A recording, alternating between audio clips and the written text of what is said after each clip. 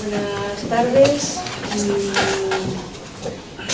Pues gracias también al colegio por permitir al grupo de salud laboral hacer esta primera actividad, y gracias también a los ponentes, a los anteriores, como Elisa, como a los que vais a intervenir ahora, en facilitarnos este encuentro y esta zona de intercambio de opiniones, de ideas y de trabajos y de experiencias.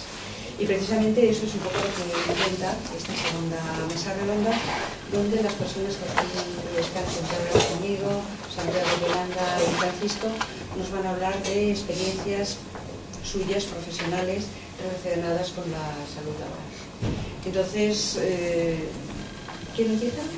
Santiago, Yolanda. Espérate, el orden de tractores no altera la cosecha, que decía, antes hablabais de un profesor, pues yo tenía un profesor también que decía aquello, era profesor de estadística, que nos decía que aquello del orden de tractores no altera la cosecha. No terminé yo de entenderlo mucho, pero bueno, tampoco soy agrícola. Entonces, primero nos va a hablar Yolanda Frutos García sobre el estrés laboral y la intervención en situaciones de urgencia.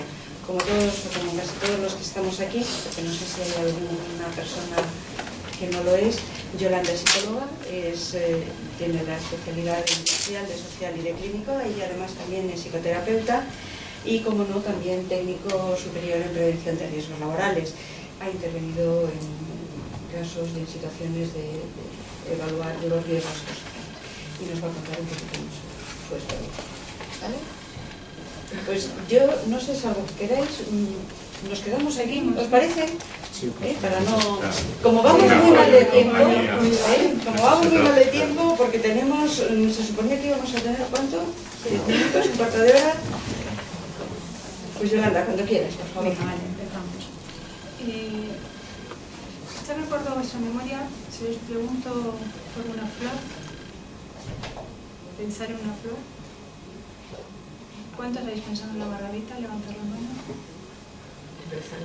¿O una rosa? Bien, quedaros con eso solo. La Organización Internacional del Trabajo ya nos señala el estrés como una enfermedad, o esta enfermedad a la que están sometidas las empresas como un peligro, porque reducen la productividad y porque les lleva a estar afectadas a las personas por sus problemas físicos y mentales. Y ellos mismos añaden además que aquellas empresas que se dediquen a la mejora o al cuidado de sus trabajadores en este sentido estarán en mejor posición competitiva respecto al resto. Queda eso ahí. ¿Qué estamos haciendo? Ya sabemos, hablamos de estrés, ya al principio, pues desde Seeley, años 30, se empieza a definir el estrés, acordaros, pues por un estudio físico de tensión, reducción, emoción. Ahí está el inicio, ¿no? de un síntoma general de adaptación a lo que tenemos alrededor. Entonces, pues tampoco me quiero enrollar mucho en definiciones de estrés, porque ya vosotros sois expertos y conocedores, pero sí en dos conceptos básicos que están detrás del estrés, que es la emoción. Ante una emoción de miedo, la reacción que podemos tener es o bien de huida o bien de parálisis, de congelación. Son las emociones básicas que surgen con miedo, que son las que tenemos ancladas en nuestro interior inconsciente de nuestros antepasados, cuando tenían el oso, el mamut, que tenían que salir corriendo, que tenían que luchar. ¿Qué pasa con lo que os he preguntado también de la flor? La mayoría nos vamos a un recuerdo de una flor que era la primera que dibujábamos cuando éramos pequeños, que era la básica que recordamos, que tenemos ahí anclada y que es a la que nos vamos. El estrés es un movimiento de nuestro organismo, de nuestras reacciones hormonales que nos llevan también a ese anclaje que tenemos de nuestra supervivencia, de nuestro proceso de supervivencia. Bien, eso es lo que pasa con el miedo, como una emoción básica que nos genera pues una adrenalina para huir. Pero ¿qué pasa cuando paramos? Nos genera rabia. Y ahí entre esa rabia se activan otros sistemas neurológicos y al final tenemos la rabia y la lucha. Nos enfrentamos a ese estrés. Igual nos enfrentamos a esa situación, dicho, a ese oso que tenemos ahí delante. Eso es lo que tenemos anclado aquí. Pero, ¿y hoy en día? ¿Cómo son esos elementos estresores? ¿Qué amenazas tenemos? ¿Dónde están encasilladas? En la empresa, ¿dónde las tenemos? Pues situaciones que son totalmente novedosas, impredecibles, sentimientos que no tenemos el control, o incluso, bueno, pues cuando alguien nos dice algo que amenaza nuestra integridad, pues qué mal está este trabajo, pues no me gusta. Y eso nos genera estrés. ¿Y por qué nos está generando estrés? ¿Por qué no salgo corriendo? ¿Por qué no lucho? ¿Por qué no me enfrento? Porque se está acumulando en el tiempo. Nos estamos enfrentando a una situación que viene añadido y que es continuo y se está acumulando. Entonces ahí generamos lo que, bueno, pues las típicas fases de estrés, ya sabéis, desde que tenemos la fase de alarma, la fase siguiente de resistencia, mantener, y ya cuando estamos en el desgaste que llegamos a ese estrés. Esa situación de ya estar totalmente fatigado, totalmente fuera de juego. Pues estoy intentando encajar un poco, porque claro, actuar, ¿en qué vamos a actuar cuando hablamos estrés? Tenemos que entender un poco el proceso mental que tenemos, las relaciones que tenemos con toda nuestra situación, con nuestro entorno laboral o con nuestro entorno familiar o social, para encajar qué puedo hacer yo con esta situación. Ya decía, bueno, lo habréis oído, ya incluso Epicteto, que el ambiente no es totalmente responsable de nuestras perturbaciones, sino que son nuestras percepciones las que nos causan el dolor psicológico. ¿Cómo lo vivimos? ¿Cómo lo estamos asumiendo? ¿Cómo estamos enfrentándonos a ese miedo o a esa rabia? Que además, tanto el miedo como la rabia, unos nos llevan a la ansiedad, el miedo nos lleva a la fobia, al posible pánico, o la rabia nos puede llevar a la agresividad y a la violencia. Pero también encajan y terminan en la tristeza. Y esa tristeza es lo que ya sabemos todos, la depresión. Y una tristeza acumulada igual, con falta de energía, con opresión, con falta de iniciativas. Bien, pues para llegar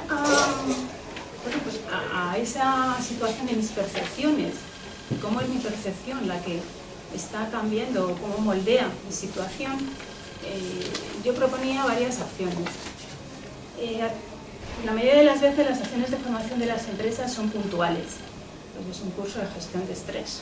Yo no sé cómo se gestiona el estrés, pero en todos los sitios los consultores y las empresas ponemos gestión de estrés.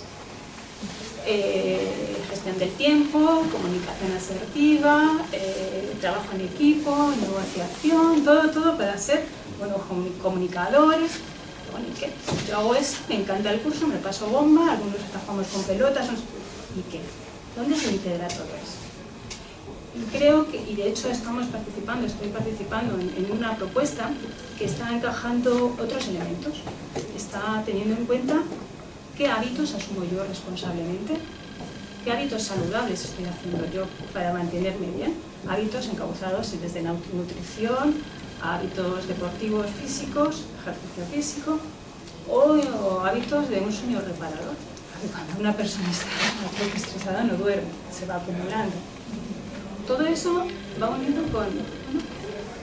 Me voy a hacer una cosa que me va a entender muy bien. Poner la mano en el estómago, echar el estómago, respirar con profundo, mantener y expulsar el aire. Hacerlo 2 veces solo. Colocados cómodos, si podéis con las piernas descruzarlas, espalda, brazos caídos. Subimos, bajamos un par de veces. Notaros vosotros mismos. Llevamos ya 1 hora y media aquí. Hace un calor que no sea porque estoy yo aquí, sino todos. Bien. ¿Qué hace eso? Esa relajación, esa respiración nos lleva a interiorizarnos en nosotros mismos. Si yo estructuro un programa de desarrollo para la mejora individual de cara al estrés, parto de eso, de una respiración, una relajación física. Incluso estamos colaborando con programas de sofrología, supongo que conocéis o habéis formado parte en algún momento.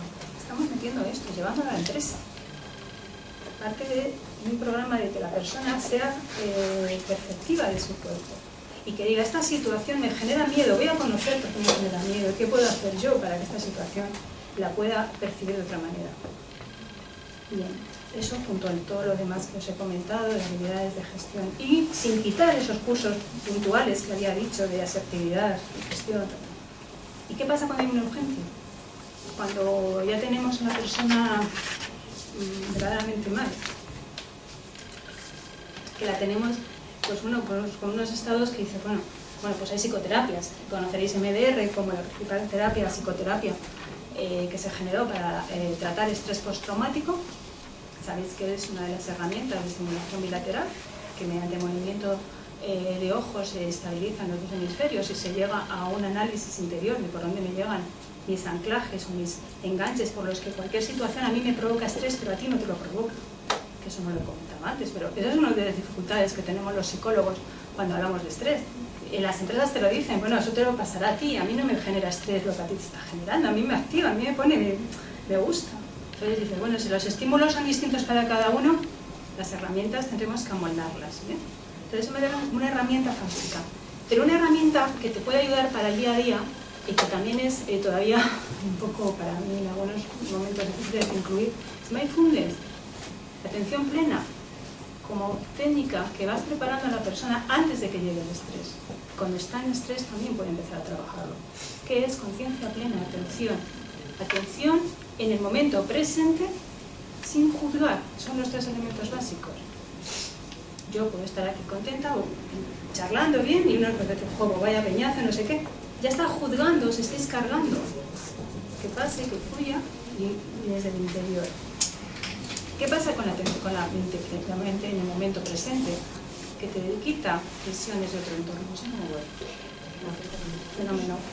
Entonces, la mente, o bien puedo estar rumiando cosas del pasado, la mente pasada, que además en ese momento, pues bueno, lo que me va a hacer es que me va a llevar a estar en melancolía, en tristeza, y puedo bien ser objetivo y reflexionar de lo que estoy pensando y ponerme en una situación de distancia, o bien todo lo contrario, me puedo quedar ahí, qué pena, lo tenía que haber hecho, y me hunde y me lleva a la depresión. O bien, cuando estoy pensando en mente futuro, ¿qué me lleva? También a un miedo. ¿Qué pasará? ¿Qué preocupación voy a tener? ¿Cómo me voy a ver? ¿Estoy más agitada? Cambio, trabajando desde la mente en el presente, te quitas todas esas dificultades. Respiras en el momento. Y estás en la situación óptima para que todo lo que vaya llegando lo sepas colocar en el momento dado. ¿Qué propongo? Bueno, pues hacer un modelo holístico que considere todos esos elementos, y creo que los psicólogos somos los que podemos hacer algo en este momento. Antes se decía, ¿no? Pues si los médicos tienen su sistema, nosotros estamos intentando encajarlo. Esta señora tiene mucha suerte y os lo contará porque es una envidia lo que ha podido trabajar en el área clínica, en el trabajo. Pero nosotros, desde la parte laboral, yo creo que también podemos ir haciendo pues bueno, pues esa cuña de intervención. Para pues que se vaya conociendo la importancia de la relación mente-cuerpo, totalmente estudiada y continuamente estudiada por nosotros, pero no tan divulgada, yo creo. Fomentar la actitud participativa y responsable de la propia persona, responsable en su autocuidado, y proponer prácticas saludables. Creo que tenemos mucho que hacer y que el colegio podría ser un foco para impulsar proyectos de este tipo. Nada más.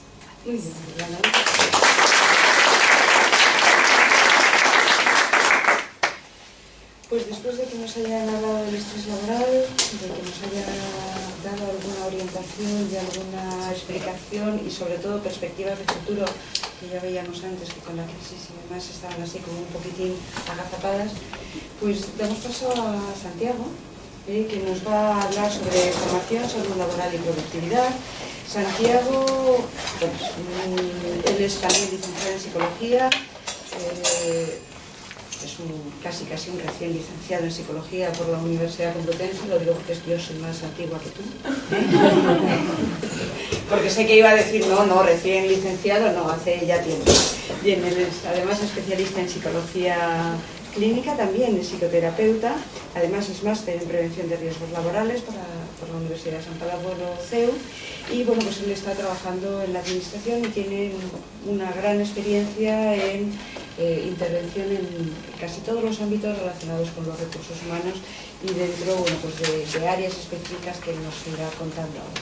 Así que formación, salud laboral y productividad. Muchas gracias, Elena. Gracias a todos vosotros. Gracias a todos vosotros y todas vosotras que estáis aquí para escucharme lo que voy a decir. Gracias también al colegio por darme esta oportunidad. Y bueno, yo cambiando de paradigma, si no te levantas tú, Paco, no digo, no ahora, sino en la presentación y lo que hacemos en nuestros grupos de formandos es veros, que nos vean desde otra perspectiva. Entre otras cosas, cuando nosotros iniciamos estos cursos, estas acciones formativas, que estaba muy nervioso cuando estaba hablando Yolanda porque digo, como siga me va a pisar la presentación. Pero no, digo que cuando estábamos haciendo las presentaciones a estos grupos, a los formandos, les ponemos un vídeo, un pequeño vídeo del Club de los Poetas Muertos. Cambio de perspectiva. Si no lo conocéis, no lo he traído, pero os lo describo rápidamente. Entra un profesor, todo el mundo está ahí como vosotros sentados esperando las directrices o la presentación de la clase, y dice el profesor, que no recuerdo el nombre de este actor, dice, venid, subidos encima de la mesa. ¿Cómo se ve? ¿Cómo se ve desde ahí? ¿Cómo veo yo desde aquí? ¿Cómo me veis vosotros desde ahí? Y si me desplazo allí, bueno, esto no lo hago así aquí con mis grupos. Formamos una mesa redonda, varias mesas redondas en forma de U. Yo soy uno más, soy el que más aprendo. Nos basamos en la inteligencia colectiva a la hora de hacer dinámicas. En fin, no quiero entrar en detalles y voy a iniciar la presentación. Quiero introducir la presentación con 5 minutos muy breves, apenas 5 minutos de la película, no se ve muy bien, o por lo menos no lo veo yo, de Charlie Chaplin, Tiempos Modernos. Sí, se ve, sí. He hecho unos cortes, me ha costado un poco, pero bueno, he hecho los cortes que he considerado más apropiados para introducir esta presentación.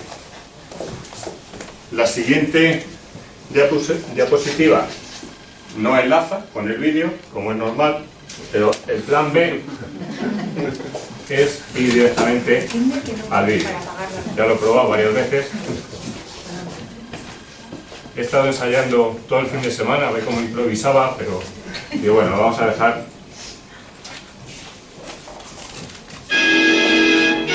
Tiempos modernos.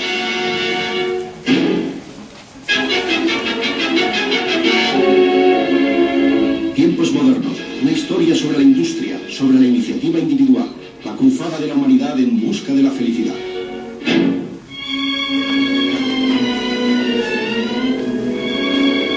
¿Se oye bien? Sí, muy bien.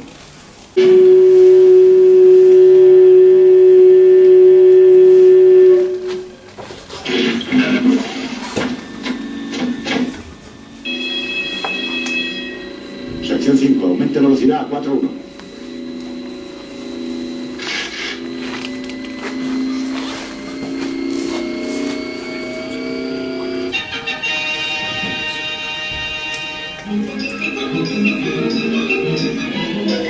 Atención, camarada. Acuda al banco 5. Compruebe el ritmo de producción. La cadena va con retraso, banco 5. Atención, camarada.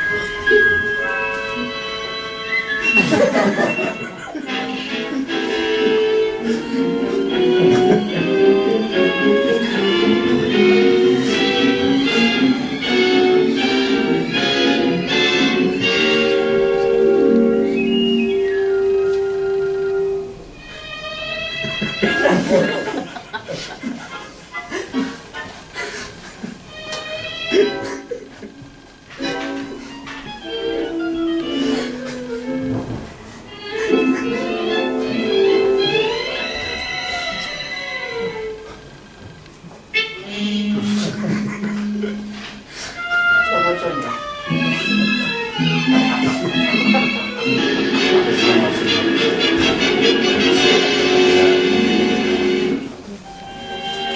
Recuperado de una depresión nerviosa, pero sin trabajo, sale del hospital para empezar una nueva vida.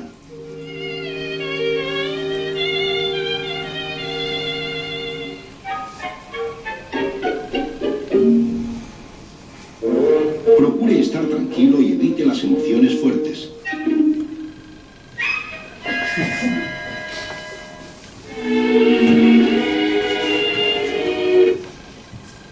Bueno.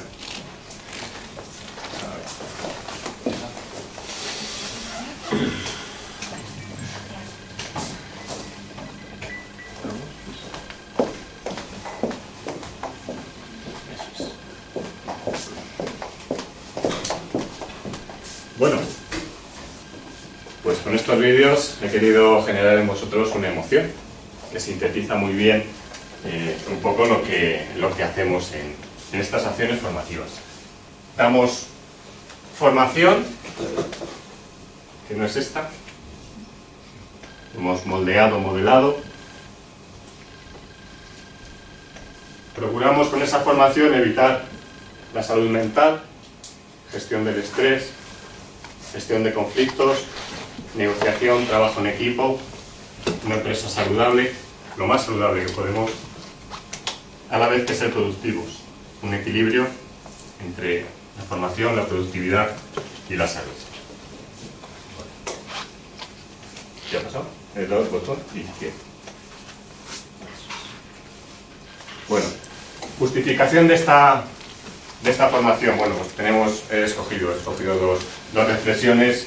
Una de la APA, que creo que es bastante interesante y que nos dice que los trabajadores más productivos tienen un mejor desempeño o salud mental, además de física, y además se comprometen mucho más con la empresa.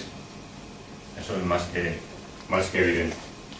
Y una de las últimas noticias que a mí me ha sorprendido mucho es que nos dicen que hasta el 50% de los trabajadores entrevistados, por ser invisibles a sus jefes, están dispuestos a cambiar de puesto de trabajo o a enfermar, que quizás sea un poco tarde cuando enferme. No sé, bueno, los datos están ahí, no tengo el estudio, es para reflexionar, ¿no?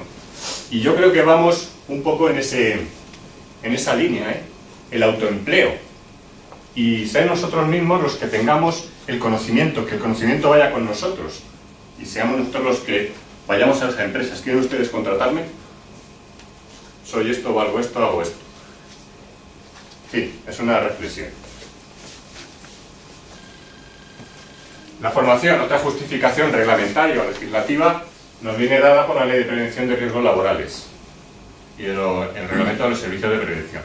Además de que pueden solicitarlo los trabajadores, los representantes, el propio empresario, como ha sido el caso, y si vemos que hay una deficiencia en la tarea, en el desempeño en la tarea, o unas tareas modernas que se han ido modernizando y hace falta una formación.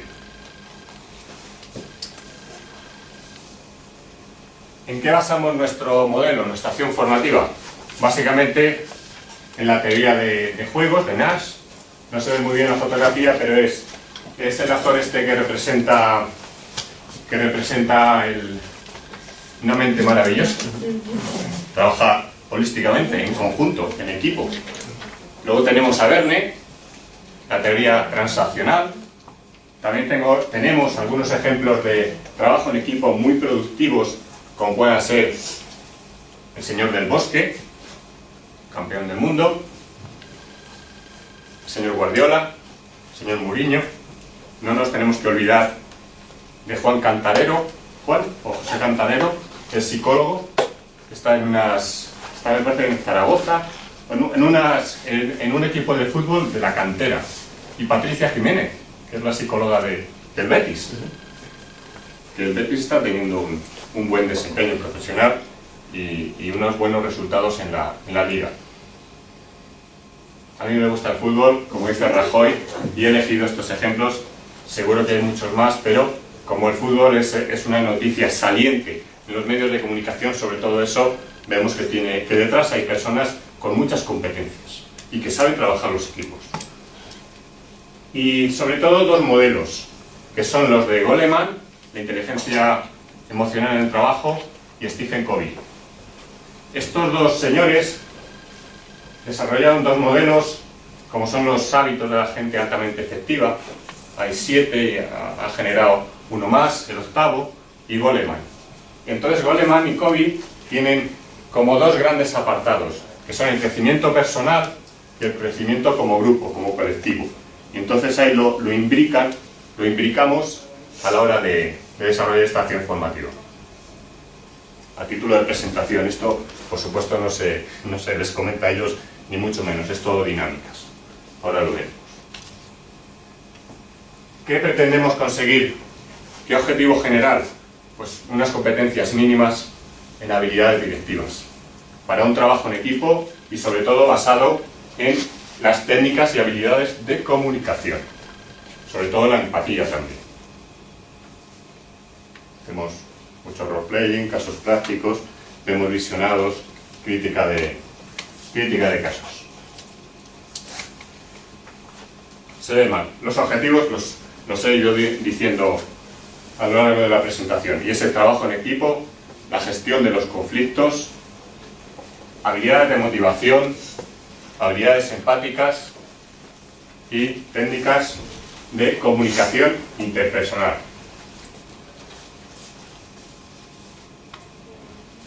¿Cómo se divide la acción formativa? En módulos, pero esto no es más que una división académica y de presentación. Módulo de motivación, módulo de comunicación, módulo de trabajo en equipo, de gestión de conflictos y de gestión del estrés. Y ahí era mi miedo. Y a ver si no voy a decirlo las cosas conjuntas. ¿Qué hacemos? Autorregulación, autoconocimiento, técnicas de mindfulness, visualización, relajación rápida, abdominal. Eso como propio. Como colectivo, como manejo de equipos, pues saber resolver un conflicto, saber trabajar en equipo. ¿Para qué? Para que no nos genere estrés.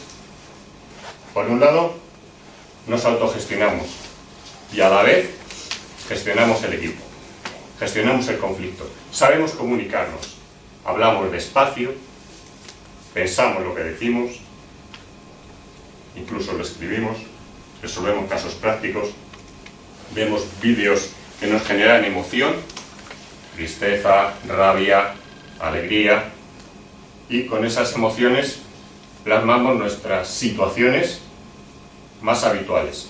Cogemos el circulito y lo dividimos en sectores. ¿Cuánto tiempo estoy en la alegría? ¿Cuánto tiempo estoy en la tristeza? ¿En la rabia? ¿En el miedo? ¿En la sorpresa? Nos autoconcienciamos de qué estamos haciendo, de cómo estamos en ese momento, a lo largo del día en general. Metodología. Claro, acabo con el oso rápidamente. Es verdad, acabo con un oso. Bueno, metodología. Teórico, chiquitito, apenas se ve. Es que no hacemos nada de teórico. Si acaso ponemos una transparencia, una diapo así, plas, burbujas teóricas, nada. O sea, lo mínimo, imprescindible. Práctica, por supuesto, es el 98% de lo que hacemos. Práctica. Unas más dinámicas, otras menos dinámicas, pero siempre sobre casos. ¿Cómo lo hacemos? Con role-playing, con casos prácticos, con visionado de vídeos, valga la redundancia, y audicionado de audios. Sé que está mal, pero bueno, ya que he dicho visionado, audicionado. Bueno, seguimos. Y sobre todo, esto, donde se incluye en el aprendizaje experiencial. No se ve en la pantalla así, pero es aprendizaje experiencial, sobre uno mismo.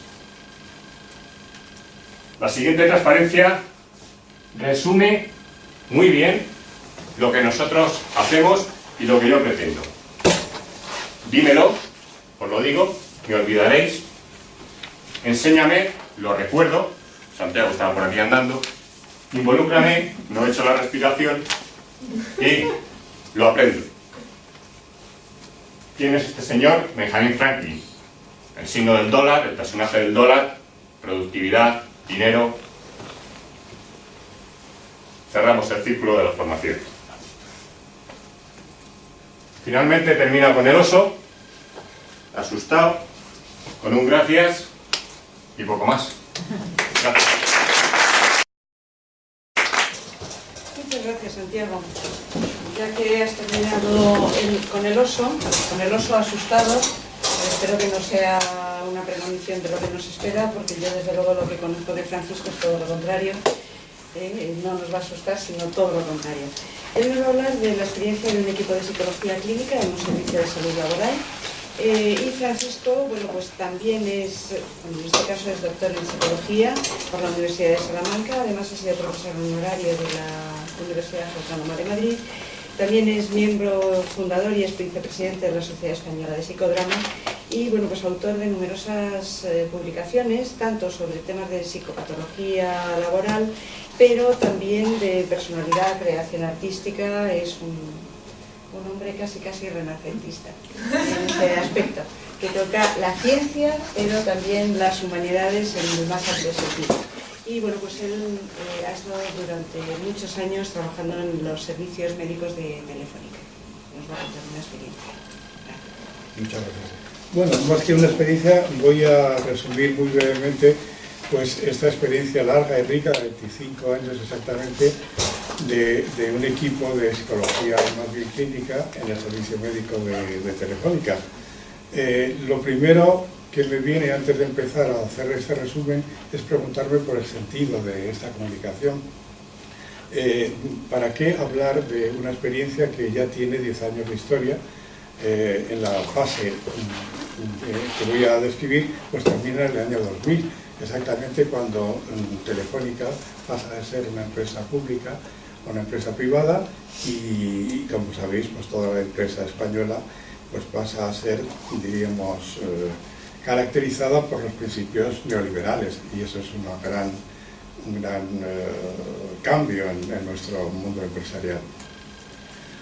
Yo creo que el único sentido que tiene esta comunicación mía pues es recordemos todos, que no olvidemos que hemos trabajado en todos estos campos y que podemos trabajar en estos y en muchos más, y que debemos, no solamente podemos, sino que debemos, a pesar de todas las crisis y de todas las involuciones o todas las partes para atrás.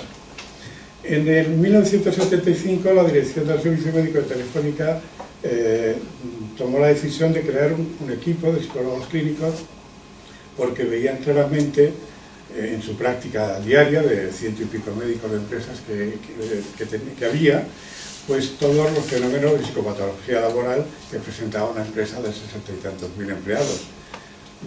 Las típicas tres tendencias a la accidentabilidad, muchísima en muchos grupos laborales, alcoholismo y toxicomanía, sobre todo alcoholismo, estoy hablando de los años 1975 al principio.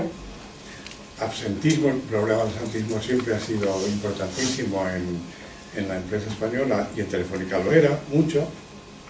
Trastornos mentales y la relación de los trastornos mentales y el mundo laboral, las capacidades, incapacidades laborales, las reinserciones, etc. Y comenzamos un equipo de 3 psicólogos de orientación más clínica y un auxiliar administrativo, y al año aproximadamente pues se unió otro psicólogo con un título de licenciado en medicina. El resumen de las áreas de intervención se pueden agrupar en tres áreas, todas las principales que voy a comentar. En el campo de la investigación, en el campo de la formación sanitaria y en el campo propiamente de la psicología clínica. Las dos primeras, obviamente, pues pertenecen más a la prevención primaria, y la tercera, lo que hacíamos en psicología clínica, pues la prevención más secundaria, incluso terciaria trabajable. Resumo brevemente qué investigaciones psicosociales hicimos, y también tiene un poco el sentido de traerlo aquí, porque en los años 1980-90 todavía nosotros presentábamos las conclusiones a los congresos nacionales, algunos internacionales, pero no, las cosas no llegaban a Internet. Entonces yo creo que muchos de estos trabajos, de estas investigaciones, pues todavía no se pueden encontrar si uno busca vía Internet estas investigaciones ya hechas y que tienen muchas pues, muestras muy grandes y por tanto conclusiones bastante válidas. El primer trabajo que hicimos fue sobre el colectivo de telefonistas. En aquel tiempo las telefonistas en Telefónica eran muy importantes, era un colectivo de unas 7.000 empleadas, que ya casi es historia, porque como sabéis prácticamente ese colectivo ha desaparecido, existen muy pocas, pero fueron justamente la problemática de psicopatología laboral que producía este colectivo la que hizo que naciera este gabinete clínico en el servicio médico. Los síntomas por los que se partió eran muy importantes. Hubo varios suicidios seguidos de telefonistas, había un asentismo enorme, en el sentido de muchas bajas laborales justificadas médicamente. Lo sabían todos los médicos de empresa, los médicos de primaria, etcétera, muchos trastornos psicosomáticos relacionados con ese puesto, que todo el mundo estaba de acuerdo sin saber por qué, en que había mucho estrés en él. Y entonces, bueno, pues empezamos, el primer estudio que hicimos fue justamente sobre este colectivo, con las típicas, pues los métodos ya, entrevistas individuales, cuestionarios, dinámica de grupos, etc. Solamente apunto la conclusión a la que llegamos es que el factor que más generaba estrés en ese gran colectivo era la figura de un mando intermedio que se llamaba así, además, esto que cambió, gracias, yo creo que me aparece en nuestro trabajo, que se llamaba la vigilanta. La vigilanta era el mando intermedio que vigilaba, como dice la palabra, cada segundo, cada minuto del trabajo de la telefonista.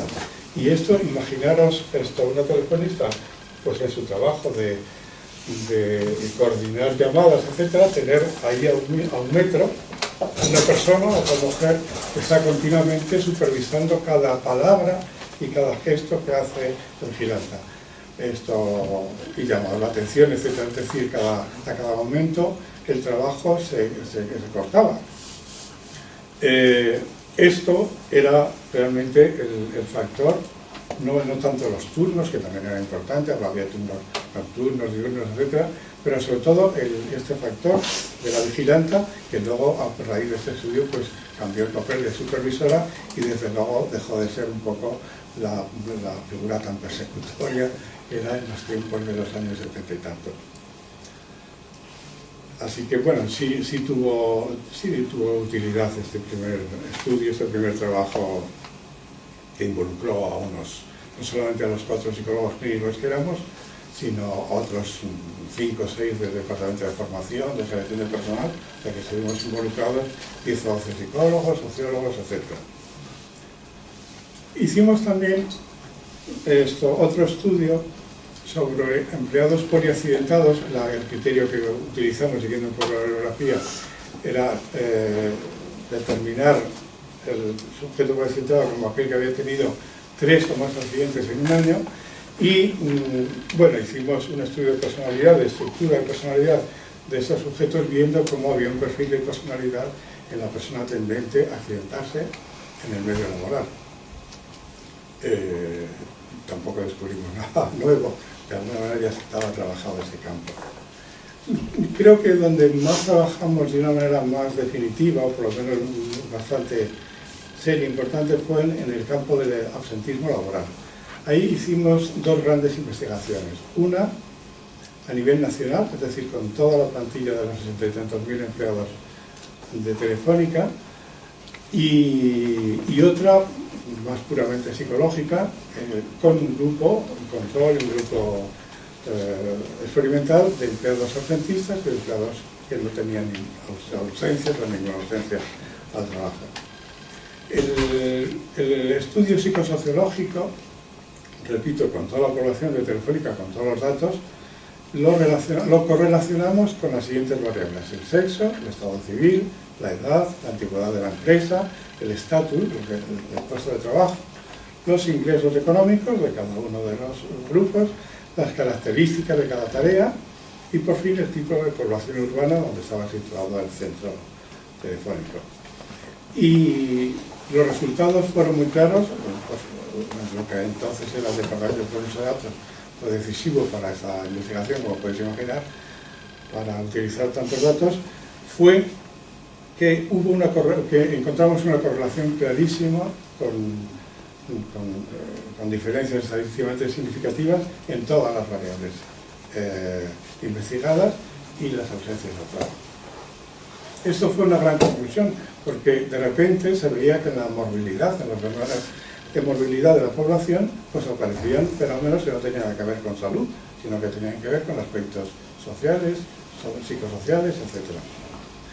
Y después hicimos como complemento una investigación de tipo psicológico, esta de comparar un grupo de empleados ausentistas con un grupo de empleados no ausentistas.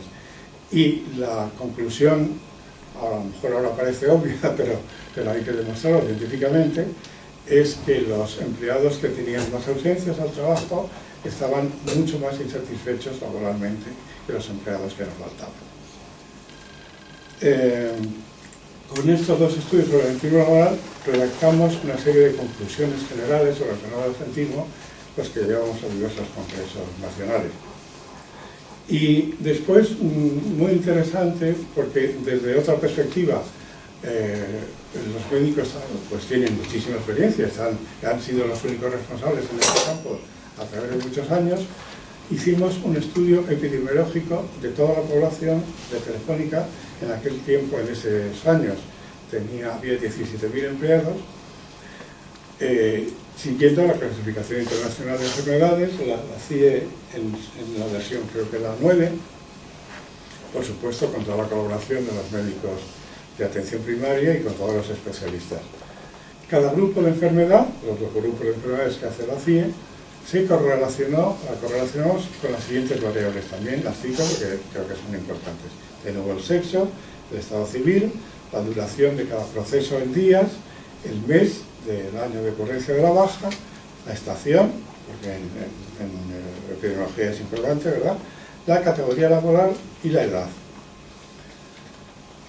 Una de las conclusiones generales, en fin, esto no puedo aquí resumir cada una de las variables, cuáles fueron los resultados, pero sí quiero comentar una de las conclusiones generales, esto sobre todo para una población tan grande y sobre todo para la profesión médica, que siempre habían tenido la intuición de que el enfermar en una población laboral no tiene excesivamente que ver, o por lo menos del todo que ver, con el enfermar epidemiológico. Pues efectivamente una de las conclusiones generales es que la morbilidad de la población, de una población laboral, pues es muy distinta a la población no laboral.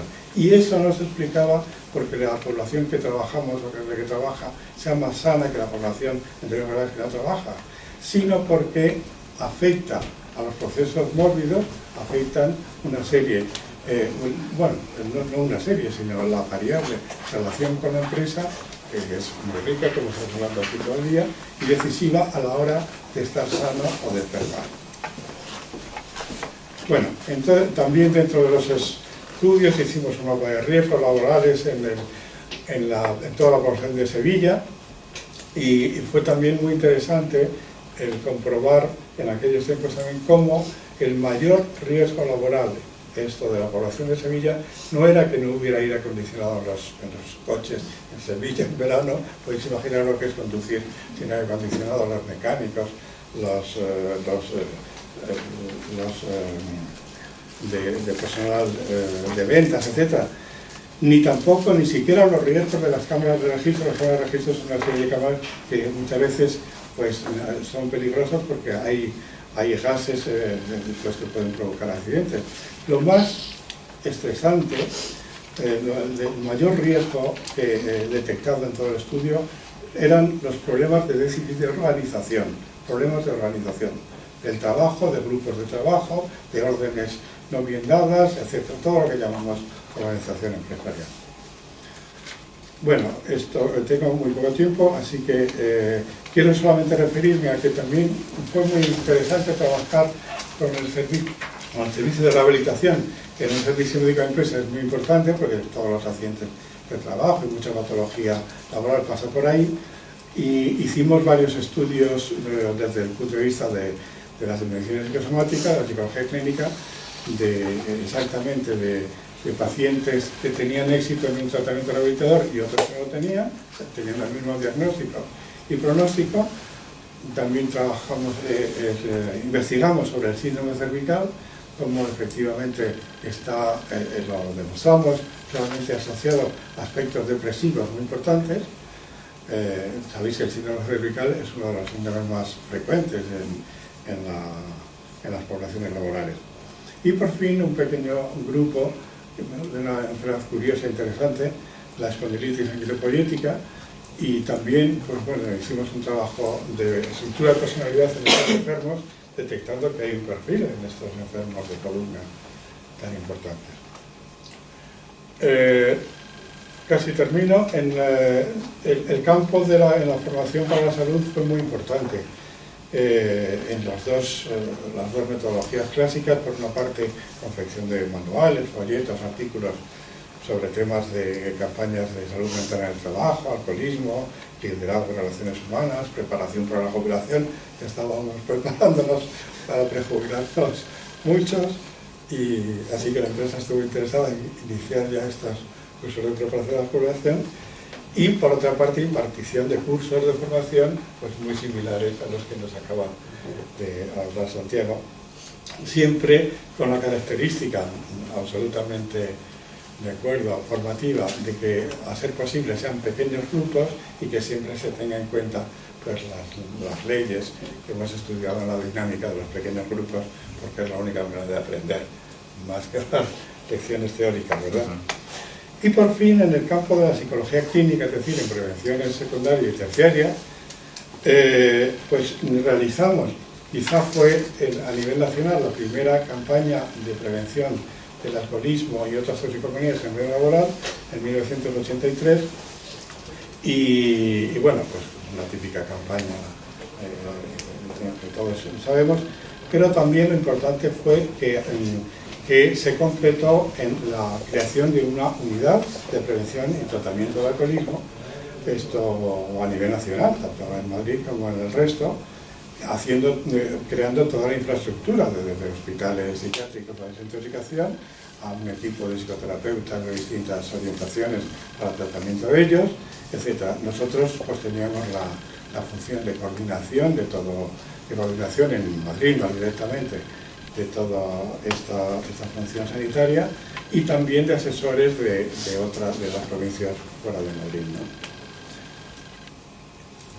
Y en el área de salud mental trabajamos obviamente mucho en cursos, tanto incluso desde la entrevista psicológica a médicos, porque efectivamente los médicos tienen muy poca formación en las facultades de medicina, y ellos, pues los muy intuitivos, saben que se les escapan muchas cosas en las exploraciones, pero les viene muy bien tener una formación psicológica pues para para escuchar, para dejar a los pacientes, etcétera, etcétera. Y gran parte de nuestro trabajo en salud mental obviamente fue pues, orientar hacia psicoterapias y también supervisar a aquellos enfermos psiquiátricos, tanto agudos como crónicos, que estaban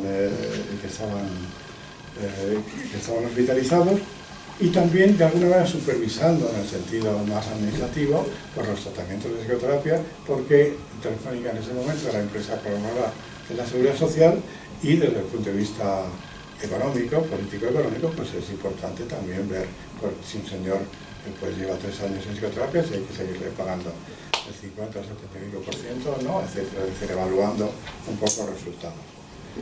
La conclusión de esta experiencia, pues que fue muy enriquecedora para todos,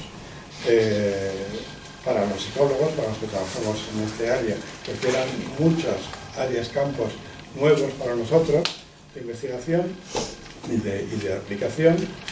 Para los médicos, hemos estado siempre, pues estos 25 años, trabajando codo a codo con equipos de médicos, nosotros siempre en minoría, ¿verdad? Los 4 psicólogos y los 100 médicos, tal, y siempre, la mayor parte de las veces, hemos escuchado feedback muy positivos sobre lo que han aprendido de nuestro trabajo y de nuestro equipo multiprofesional.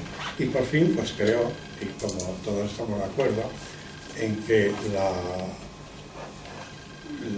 asistencia a los enfermos psíquicos y en general a los enfermos, pues es muchísimo más eficaz si la enriquecemos, no solamente eficaz, sino necesaria, si la enriquecemos con una perspectiva científica, como tenemos nosotros, distinta a la sola medicina tradicional. Gracias.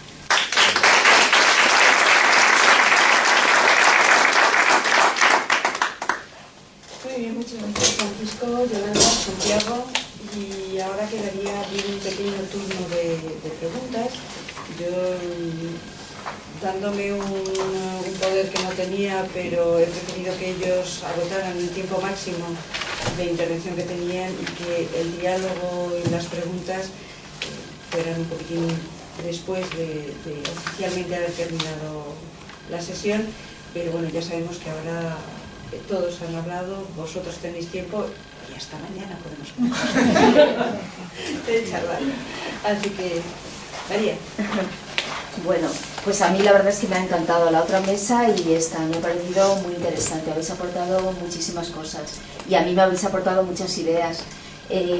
A mí esta mesa me ha parecido muy interesante, sobre todo porque en psicosociología nos centramos en aspectos organizativos y eso es importante. Muy importante, desde luego, pero siempre el control no depende tanto de nosotros, del individuo, sino que depende de la organización. Entonces, esto es otra visión diferente, es las habilidades y los recursos que pueden fomentar los trabajadores para desempeñar su trabajo en las mejores condiciones posibles. Y esto me parece mucho más controlable que lo otro, por lo menos lo que yo estoy viviendo hasta la fecha. Creo que hacer formación, hacer orientación, hacer rehabilitación, dotar al individuo de habilidades y estrategias, desde luego que les ayuda mucho, aún en las mismas condiciones en las que estaban antes, para salir y para desempeñar muchísimo mejor su trabajo y para estar mucho más sanos en el trabajo y fuera de él. A mí, la verdad, me encantaría hacerte una pregunta a ti, Francisco. Los grupos que hicisteis, ¿eran voluntarios los que iban? Porque vamos a ver, yo me encuentro con un problema en el lugar donde estoy trabajando. Es que a lo mejor también porque es algo nuevo y, bueno, relativamente nuevo, tampoco es tan nuevo, pero como que las personas que acuden a lo mejor al tratamiento están como muy estigmatizadas. Es como, uy Dios, tú vas al psicólogo, ¿qué te pasará? Estás así, miran a la puerta a ver quién entra, a ver quién sale. A la hora de hacer grupos, pues bueno, pues es difícil convencerlos. Y luego, por otro lado, también la verdad es que te felicito por la relación con los médicos, porque también los médicos a veces pues tienen una posición en el que a ver, tienen una posición, tienen mejor posición, tienen una posición de como más, no sé si de poder, no sé, tú al fin y al cabo pues es, bueno, a ver, ¿qué consejos das? O bueno, yo el consejo que tú puedes dar, pues nada, tú tranquila que yo ya le he dado los consejos que le tenía que dar. Entonces es como que nuestra función es todavía de consejos que les damos, cuando tú pues no eres ningún consejero, o sea, eres un especialista que utiliza unas herramientas exactamente lo mismo que las que utilizan ellos. Entonces, a mí sí que me encantaría saber sobre todo eso, cómo organizabais los grupos. Sí, bueno, empiezo por lo segundo.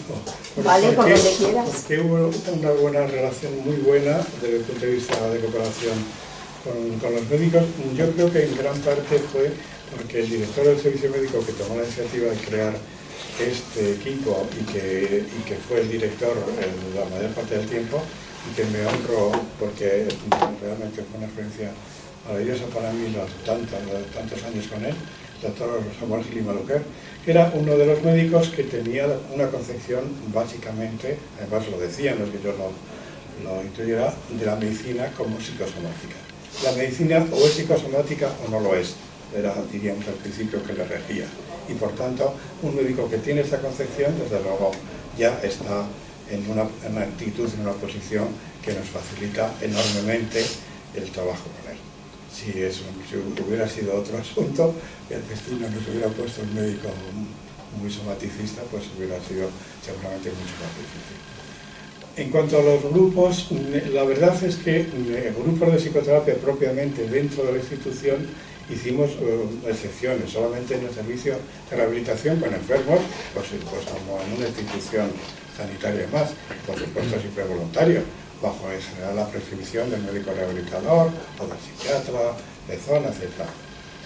Y en los grupos que manejamos muchísimos para las investigaciones, ahí por supuesto siempre fue voluntario, pues explicándoles muy claramente el objetivo, la metodología, la confidencialidad, en cuanto a nombre, apellidos, etcétera, lo importante eran los datos y la investigación, etcétera, y en general, pues también en el 90% de los casos, pues lográbamos una buena colaboración. En algunas estructuras paranoides, pues siempre te dicen que no, pues no pasa nada. Pero vamos, no tuvimos una gran experiencia de grupos de psicoterapia, que sí te comprendo. Es realmente difícil trabajar con la intimidad en la propia institución.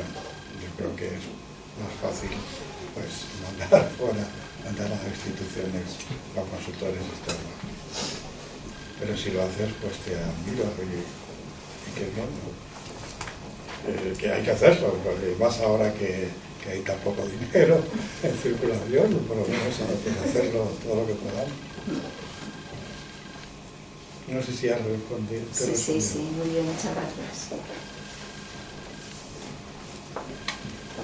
Paco, fíjate, hablas de un estudio que hacéis, el primero de todos, el de las telefonistas y las vigilantas. Telefonistas, sí. Bueno, pero las otras eran, ¿cómo las llamabais? Vigilantas. Los mandos intermedios eran vigilantas y jefes. Bueno, las vigilantas. Cuando ves ahora, con el paso del tiempo, yo creo que la mayor presencia de riesgos psicosociales se observa claramente en los call centers. Y tenemos la figura de la vigilanta, que es el ordenador que está gestionando los tiempos que tarda cada uno en llamar. El tiempo de llamada, ¿qué sientes ahí? Es decir, es un retroceso, no ha servido para nada, no se ha aprendido nada, es decir, ¿dónde estamos? Es casi lo mismo, ¿verdad? Quizá un poquito menos traumático porque es una máquina, pero el esquema general persecutorio de un acoso, de una falta básica de confianza en el trabajador, pues está ahí. Con lo cual no hemos aprendido nada. Poco, no se ha avanzado poco, sí. Muy poco. Yo, cuando tú has dicho lo de la vigilanta, me he sonreído, ¿no? Porque después de más de 20 años yo hice un estudio informal, ¿no? Y les preguntaba a las personas qué era lo que más les estresaba. El 99% respondieron mi jefe. Sí. Es decir, después de 20 años seguimos en el mismo sitio. Y fíjate si hay formación de liderazgo, de técnicas de habilidades para gestionar el estrés, seguimos igual. Pero es que a todos nos estresa nuestro jefe, pero al jefe de nuestro jefe también le estresa a su jefe. Claro, efectivamente. O sea, todos estamos estresados con nuestros efectivamente, es decir, que esa figura continúa ahí como el mayor generador de estrés. Porque se mantiene continuo en el tiempo, no sabemos por dónde nos va a ir, puede ser impredecible. Es el oso que teníamos antiguamente y que tenemos aquí, pero con el agravante de que tenemos todos los días acumulada y no sabemos por dónde respirar. Entonces, ahí es donde estarían las armas individuales, justamente de acuerdo, y queremos ir avanzando, parece, ¿no? Tenemos siempre en el mismo patrón. Sí. Por eso vuelvo a incidir en esa diferencia, en esa divergencia que hay entre los que nos dedicamos a la formación, que nos empeñamos en erradicar ese generador de estrés, pero las empresas siguen ahí firmes en mantenerlo. En lugar de apoyar, de insistir en los aspectos de coordinadores y facilitadores de la tarea del jefe, pues siguen subrayando el aspecto más persecutorio, el control, el puro control. Y claro, pues hasta que eso no se modifique, va a haber estrés. Tenemos que seguir trabajando ahí. Sí, a mí me gustaría un poco, pues, precisamente al hilo de lo que estamos diciendo, pues preguntarle a Santiago cuál es precisamente su experiencia en cuanto a que formación de personas si habéis hecho una evaluación de resultados, si habéis notado algo positivo por acabar bien, vaya. Sí. Bueno, te comento. De momento, única valoración que hacemos es un cuestionario al final del curso. Por trasladar la puntuación 10, estaríamos en torno al 8,5, 9, todos. Lo que menos se puntúa, la puntuación más baja, es en el tiempo dedicado. Ahí. Podemos estar una semana, podemos estar 3 días, 15 días, pero siempre quieren más. Me gustaría practicar más. Y la autorregulación, el autoconocimiento, es práctica, práctica y práctica. Gestión de equipos es práctica. Gestión de conflictos es práctica. Comunicación, role-playing. No podemos despacharnos un módulo de comunicación con 3 role-playing. Es que esos 3 hay que multiplicarlos. Por 3 cada uno y además más número. Entonces, bueno, insisto, la de momento única valoración es la de los alumnos, la de los formandos, lo que estáis ahí, que nos dan una altísima puntuación. Una segunda fase, seguimiento. ¿Cuánto impacto tiene la formación en las tareas, en el trabajo diario de cada uno? ¿Cuánto aplicamos eso que hemos aprendido, que nos hemos involucrado? Siempre hay pocos recursos, sobre todo de tiempo, para dar esta formación. Parece ser que es un gasto en lugar de una inversión. Parece un gasto. No, esto no vale para nada, esto nada. Esto online. Mucho online. También la online. Espera, dinámicas de grupo, pocas he visto online. Es difícil. Cara a cara no, pero se pueden hacer dinámicas de grupo con otras herramientas. Bueno. Se pueden hacer foros, si se pueden crear grupos, si se puede hacer participativa, la inteligencia. Perdón, Carlos quería también hacer otra pregunta, pero me he metido entrada al trapo. No, Prefiero 3 horas dinámicas que Sí. 30 online. Eso, si Pero a me veces involucras, no es posible. lo aprendo y lo traslado. Está claro. Sí, yo también he hecho cosas así online. Digo, bueno, No, pero bueno, va hacia allá muchas actividades. Va hacia esa. no se puede evitar. Bueno, yo me levanto, es que es Perdona Ángel, quería sí, Carlos, también sí, preguntar alguna cosita. Hay un poco de lo que ha comentado la compañera, de dónde estamos, que ha preguntado a Francisco, de aquella experiencia con los telefonistas, a la realidad y a los call centers y demás. Yo, sinceramente, me maravillo cuando veo hablar a profesionales que trabajan en empresas, incluyo, obviamente, grandes, Telefónica, creo que es natural, no se trabaja, pero no es una empresa pública grande, y yo le digo, bueno, esto es maravilloso, las experiencias y demás, y por mucho que hay benchmarking, bench learning y bench lo que fuera, lo que es cierto es que sí está el reglamento de servicio de prevención que dice, más que los trabajadores tienen que tener servicio de prevención propio.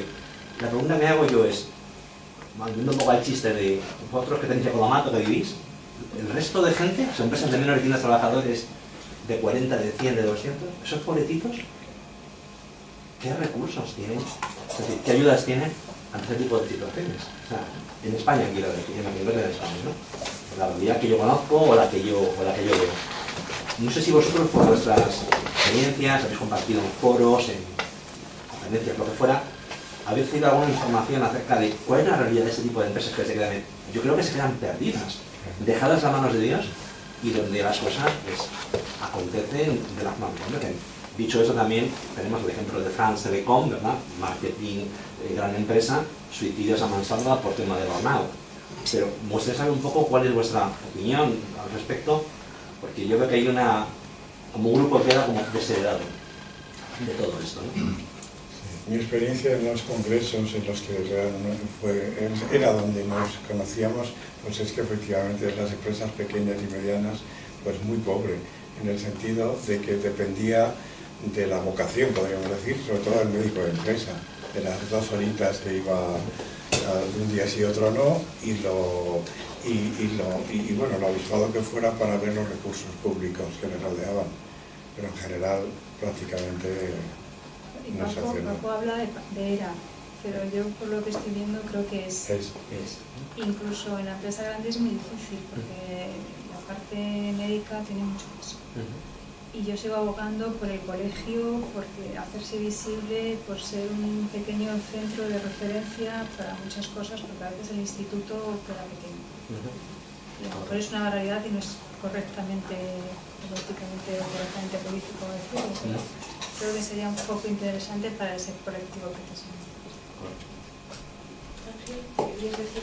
Sí, no, un poco a colación de lo que contaba Santiago y en relación un poco con la pregunta de Luis, un poco ver cómo la organización facilitaba esa transferencia de esos cursos, de todo lo aprendido de los cursos al puesto de trabajo, o sea, a la ejecución en el trabajo, porque entiendo que si está haciendo indicadores de seguimiento de la eficacia o eficiencia de esos cursos de formación, pero luego por otra parte, bueno, importa poco, cumple más o menos un expediente porque tiene que dar ciertas horas de formación, entonces bueno, simplemente saber un poco eso, cómo la organización de alguna manera se plantea que los cursos realmente se implanten en los puestos de trabajo.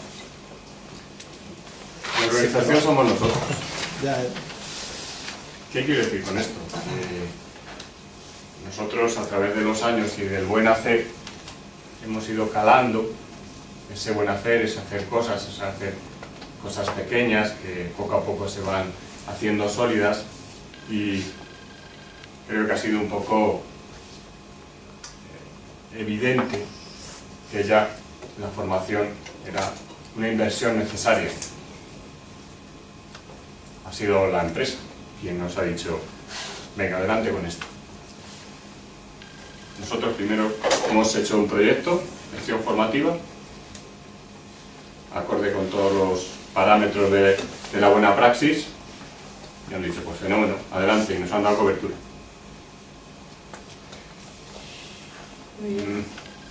Basado en la Ley de Prevención de Riesgos Laborales, hay una obligación de formación de todos los riesgos, de seguridad, de higiene y riesgos psicosociales. Estos riesgos psicosociales requieren formación, es esta, entre otras, pero esta es muy importante. Entonces, bueno, nos han dado cobertura para iniciarlo, implantarlo y hacer un seguimiento. ¿Te contesto? más o menos. Bueno, no, me refiero que es el apoyo necesario, evidentemente. Todo tipo de recursos. Recursos materiales, humanos, de locales. De momento, fenomenal. Muy estresados, pero es un estrés positivo. Es el estrés positivo. El que te hace, no sé si lo decía Goleman, el fluir, ¿no? Sé que vas, o sea, eso. Sí, que no te cuesta, o sea, estás a tope, pero no te cuesta.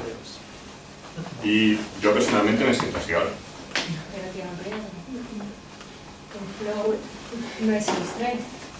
El flow es un riesgo del estrés. Y de hecho llega a tener una despersonalización. Entonces pierdes la realidad. En el contexto de emergencia se da habitualmente, porque siempre tiene que haber alguien que desbloquee los equipos. O sea, el flow es una parte negativa de un estrés positivo llevado al extremo. Hay que quedarse, pero no en flow.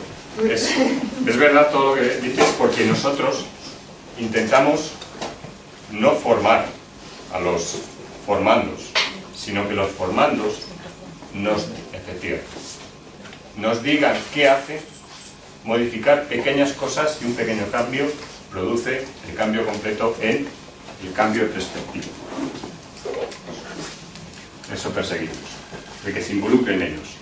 Casos que han vivido, cómo lo han hecho, habrá cosas que lo habrán hecho bien, habrá otras que no lo han hecho tan bien, y hacemos un moldeado desde el punto de vista psicológico, de técnicas psicológicas, y ellos nos van dando feedback. Cada dinámica supone 3 veces más de reflexión y de aprendizaje. Muy bien, había por ahí otra pregunta, pero sí que te voy a pedir mucho la butada antes de que nos quedamos hasta mañana, pero creo que no hay nadie que esté de acuerdo conmigo. Entonces, sobre todo, muy bien. Yo comentarle a Santiago que estaba hablando de la transferencia de la formación, lo que es al puesto, a la empresa, ¿no? Yo creo que lo que debemos hacer, y hacerlo desde aquí, desde el Colegio de Psicólogos, es dar el siguiente paso, que es demostrar al empresario que es rentable esa formación, o sea, transformar esa formación en números, ¿no? Y en ese sentido yo quería también preguntar a Yolanda si realmente todas las experiencias que hacen, formación, incluso supongo comunicación interna, de salud laboral y todo este tipo de cosas, las han pasado a datos objetivos de reducción de las bajas. Si hay algún tipo de relación o lo han podido realmente relacionar. Generalmente es un tema que maneja más el área de vigilancia de la salud, no nosotros. Entonces, el cotejar esos datos se está haciendo precisamente desde el año pasado y desde el momento de la fusión. Una nueva intranet que antes se llevaba de otra manera y ahora ha habido necesidad de hacer nuevos cambios. Pero no es todo tan bonito. Sí, es complicado. El estilo de cursos siguen siendo puntuales en muchos casos, la integración sigue siendo complicada. Lo que sí se hace es mucha información, se da mucha información y ahora estamos valorando hasta cuánto es de adecuada tanta información, porque también hay una sobresaturación de tener información a todas horas, porque una persona se quedaría todo el día en intranet. Entonces, el equilibrio es lo que estamos mirando más que el resultado ahora. De hasta qué punto es adecuado tanto y cuánto. Sí.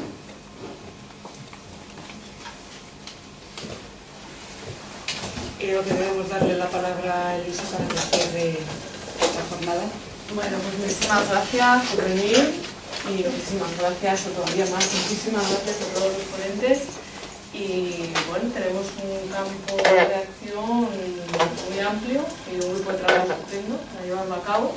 Hay algunas caras que veo por aquí que no pertenecen a un grupo de trabajo, si estáis interesados, comentáis y yo os explico.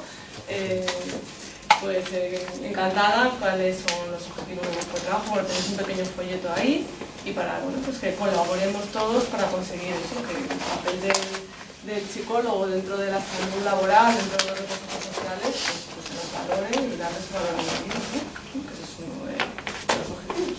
Pues nada, muchísimas gracias.